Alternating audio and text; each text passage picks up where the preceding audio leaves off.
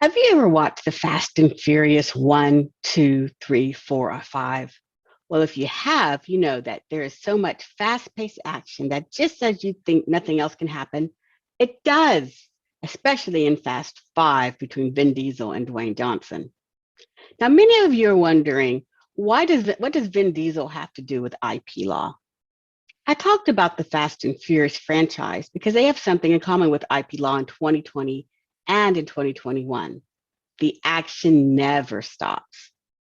Hi, my name is Vanessa Bailey, and I'm in charge of patent and trademark policy for Amazon.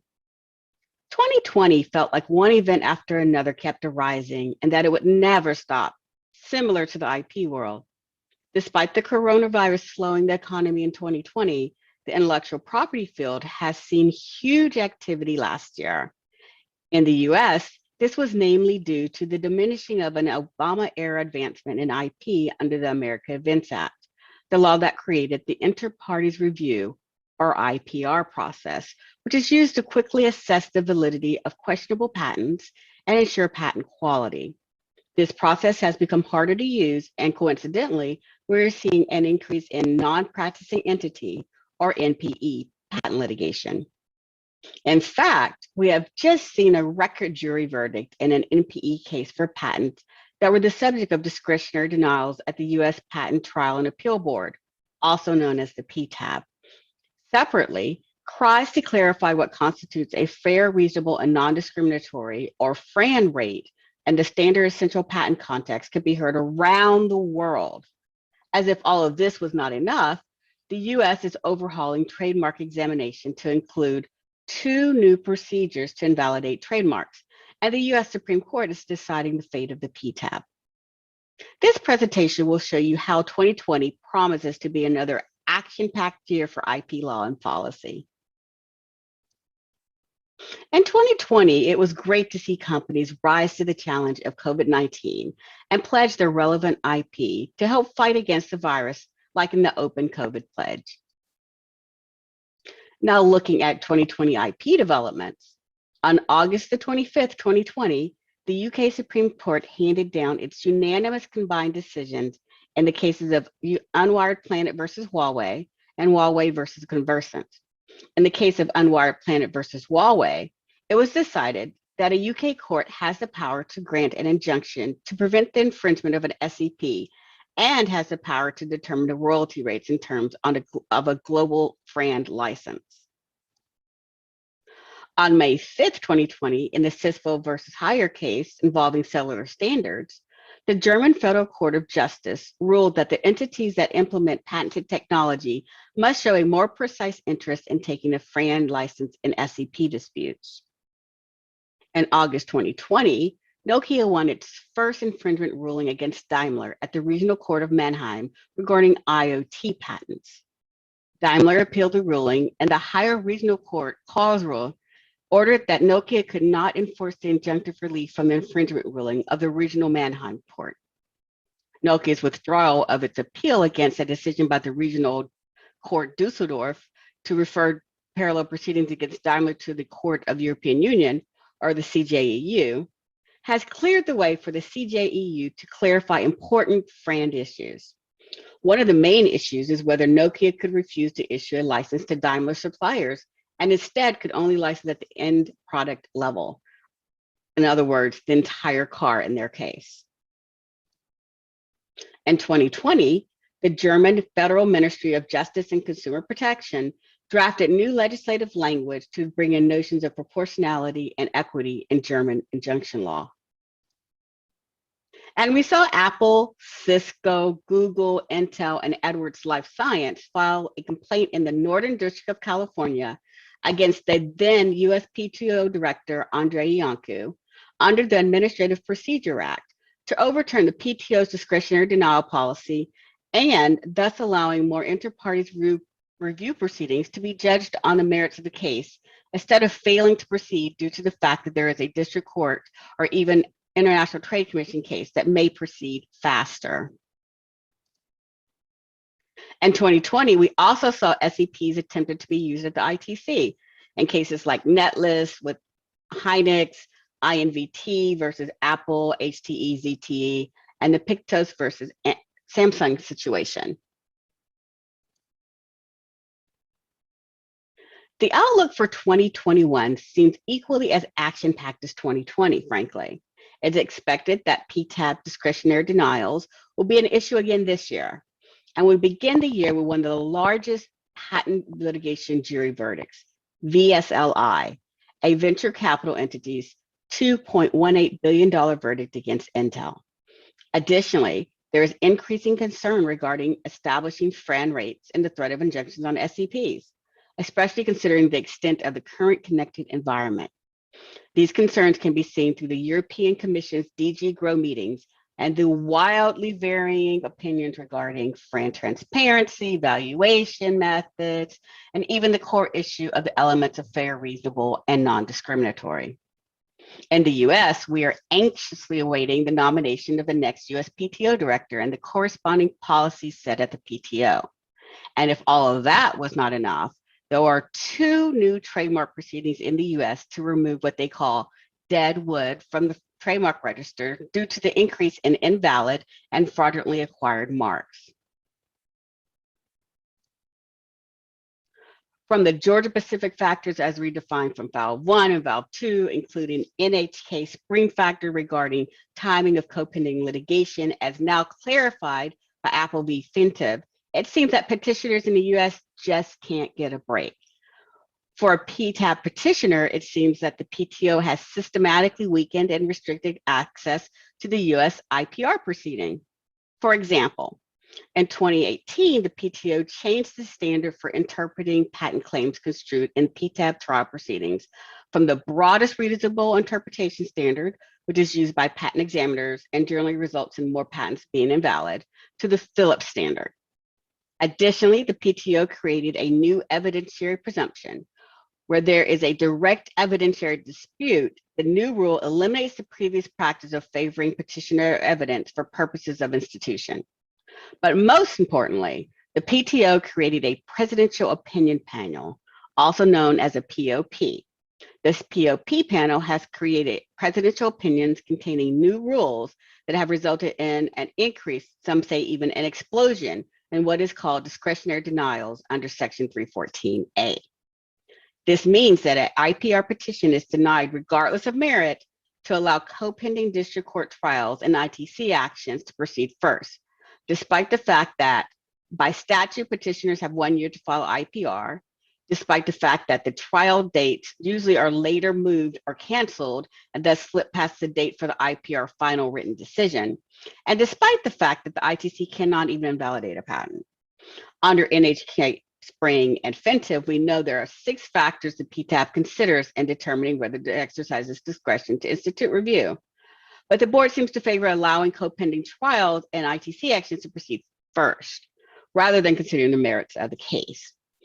In fact, the number of Section 314A denials has increased from 2018 from 118 to 228 in 2020.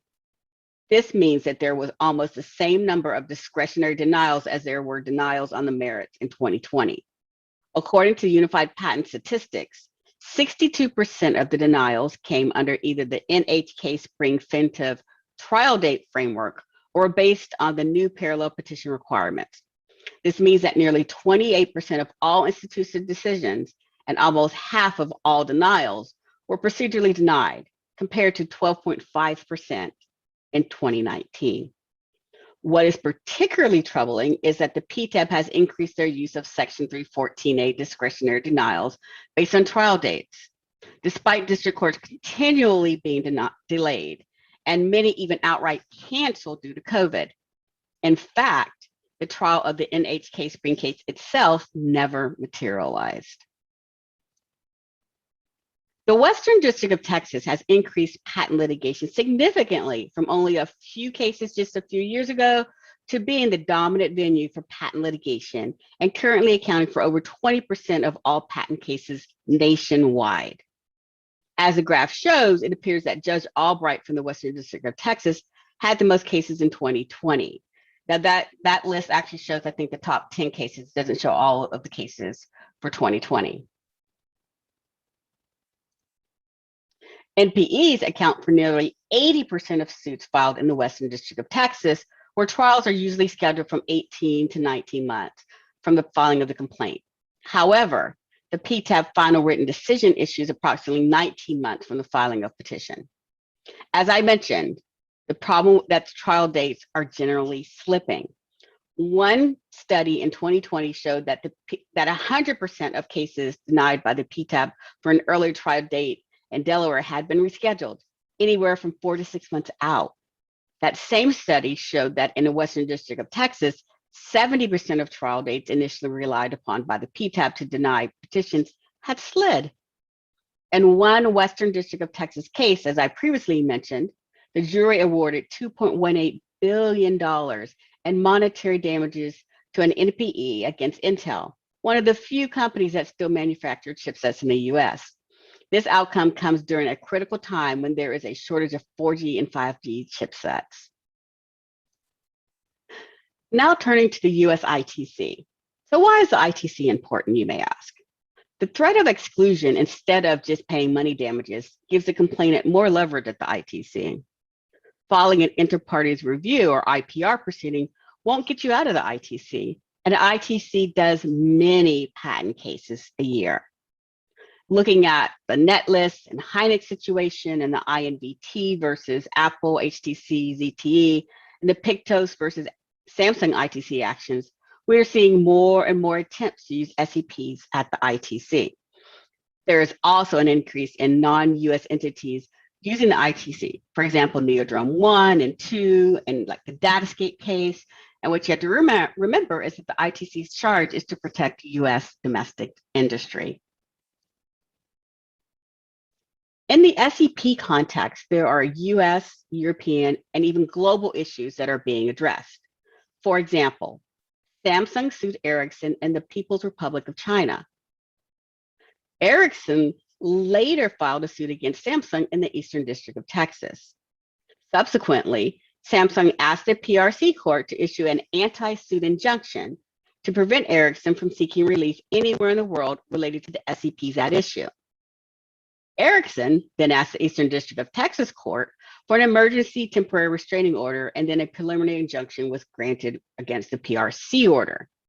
This means that we are now seeing anti-suit injunctions and anti-interference injunctions, also known as anti-suit injunctions, trying to stop other international courts from acting with regard to SEPs at the issue. Even though in the European context, there's a ZTE Huawei 2015 ECJ decision, there's still a lot of very contentious proceedings regarding the so-called Fran dance. And from the UK Unwired Planet decision, it seems that we now have an international battle over who can set global licensing rates. In the US, we have the Philips versus Thales case where Thales asked the US District Court to halt an effort by Philips to get the ITC to impose an import ban on its wireless module products because Thales agreed to be bound by the District Court's determination of a Fran rate. In Germany, we have the Cisco versus Haier case that says that licensees must show a more detailed interest in taking a Fran license. And we see the fate of connected devices play out as Nokia tries to enjoin Daimler from selling connected vehicles in Germany due to an SEP dispute. Now, not only have IPs facing a lot of activity and patents, we also see a lot of activity in trademarks as well. There is a rise in fraudulent and abusive practices at the US Trademark Office. This creates serious threats to the integrity of the trademark register. To address these harms, Congress created the Trademark Modernization Act of 2020, also known as the TMA. The TMA contains a series of initiatives to improve and strengthen the accuracy and integrity of the Federal Trademark Register. It provides new procedures to challenge trademark applications and registrations with erroneous claims of use. The new law codifies the pre-existing letters of protest practice from the Trademark Manual of Examination Procedure. It creates flexible response periods and creates new non-use cancellation mechanisms. There are now 2 new ex parte post-registration proceedings to cancel unused trademarks. A party can file a petition with the U.S. Trademark Office requesting the USPTO director to institute a proceeding to expunge, meaning to remove, or re-examine a registration for a trademark that either has never been used in commerce or was not used in commerce before a particular date. The new ex parte expungement procedure can remove some or all of the goods or services in a registration when the registrant never used the trademark in commerce with those goods or services. This new procedure must be brought between 3 to 10 years after the registration date and is also available as a new claim at the Trademark Trial and Appeal Board.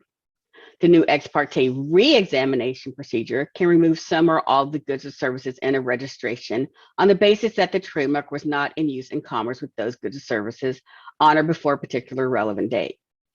This new procedure must be brought within the first 5 years after trademark registers and is generally directed at registrations where a questionable specimen showing use in commerce of the trademark was submitted during examination of the underlying application. Now, there are still some outstanding issues that the Trademark Office must determine, but the final rules must be implemented by December 27th, 2021. Preventing abuse of these new proceedings by establishing adequate procedural safeguards is critical to furthering the TMA's goal of protecting trademark rights while strengthening the integrity of the U.S. Trademark Register. Additionally, the new rules must account for the unique burdens placed upon small and medium enterprises with less abilities to adapt to new changes. Fueled by the inability to effectively use the U.S. IPR proceedings, NPE litigation will continue to be an issue in 2021. While we wait for the next U.S. PTO director and see the positions taken by the new Biden administration, we'll see what happens. We will wait with a bated breath for the Arthrex decision to find out what happens with administrative law judges. Concerns regarding what constitutes a FRAN licensing rate continue to grow. Governmental entities like DG Grow might try to take up the mantle to determine FRAN while courts across the globe race to set global licensing rates as the U.S. pushes forward to declutter the trademark register from fraudulently acquired marks. Just like the Fast and Furious franchise, there are no dull moments in IP law in 2021.